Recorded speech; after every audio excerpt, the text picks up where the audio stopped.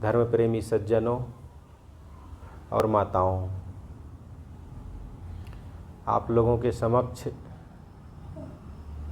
कुछ देर विचार प्रस्तुत है। अभी हम एक भजन सुन रहे थे। भजन में एक पंक्ति आई,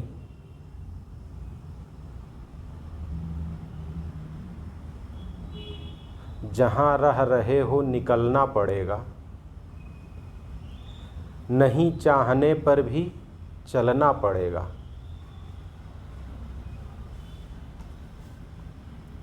ये पंक्ति हमें क्या संदेश देती है? जहाँ रह रहे हो निकलना पड़ेगा। आदमी जहाँ रहता है, कितना उससे उसकी चिपकाहट होती है, कितना उसे अपना मानता है। 2 घंटे के लिए सत्संग में जाता है, इसे सोचता है 5 मिनट ज़्यादा हो गया, देर हो रही है, घर जल्दी पहुंचना चाहिए, ये काम बिगड़ रहा है, वो काम बिगड़ रहा है। वही बात मेरे मन में ख्याल आई, कितना दिन तक ये ऐसा करेगा आदमी?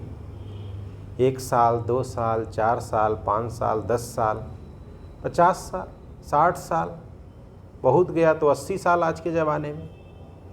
इसके बाद तो चलना पड़ेगा ना। नहीं चाहोगे फिर भी चलना पड़ेगा। कहने वाले कहते हैं नहीं चाहने पर भी चलना पड़ेगा।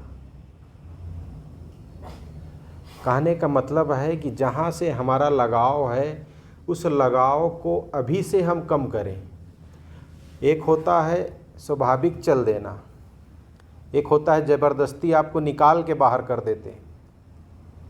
जब ज़बरदस्ती बाहर होता है आदमी तो दर्द होता है, हाय मेरा ये छूट रहा है, इतनी मेहनत से बनाया था, इतने पैसे से बनाया था, ये मेरे बीवी हैं, मेरे बच्चे हैं,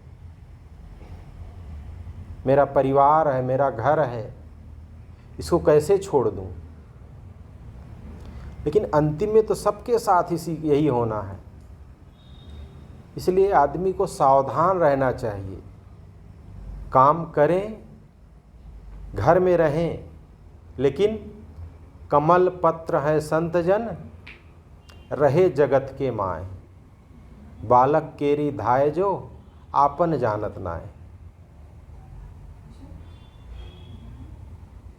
संसार का सारा काम करते हुए भी उससे अलग रहना ये पंक्ति सिखाती है। जैसे कमल का पत्ता पानी में रहता है लेकिन उसमें मिलता नहीं है। गलती से कभी हवा चली या कुछ हुआ, बूंद की छींटें कमल के पत्ते पर चली गई, अलग ही वो लुढ़कती रहती मोती की तरह।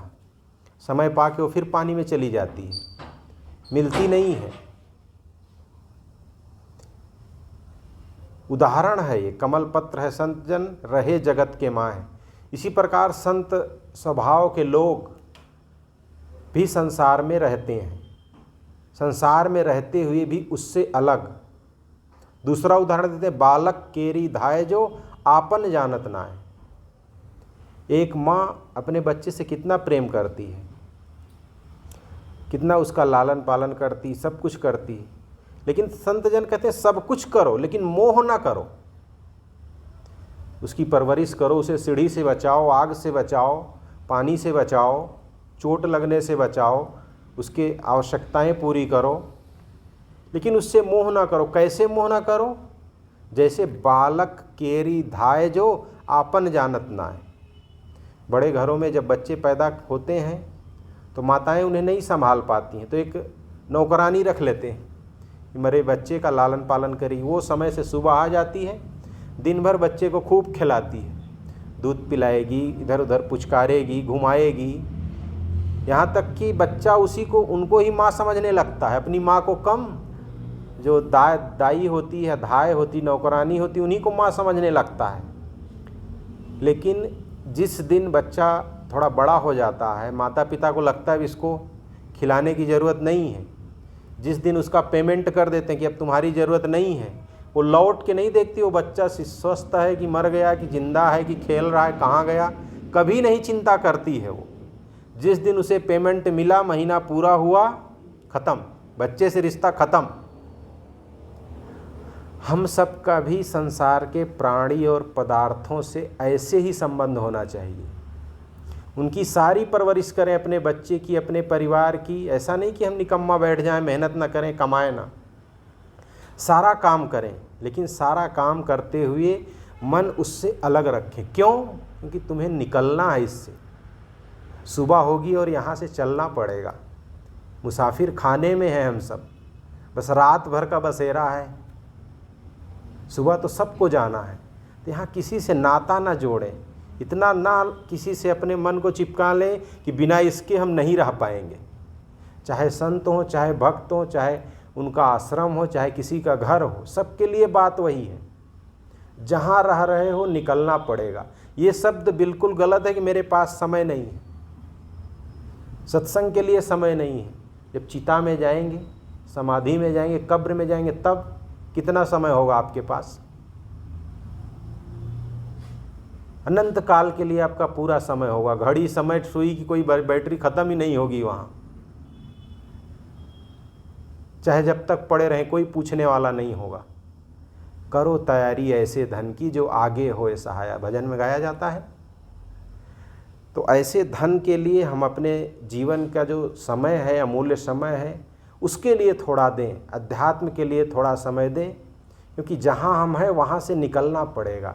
नहीं चाहेंगे फिर भी आपको वहाँ से पकड़ के हटा दिया जाएगा। समय आएगा तो मौत आपको अलग कर देगी आपके परिवार से।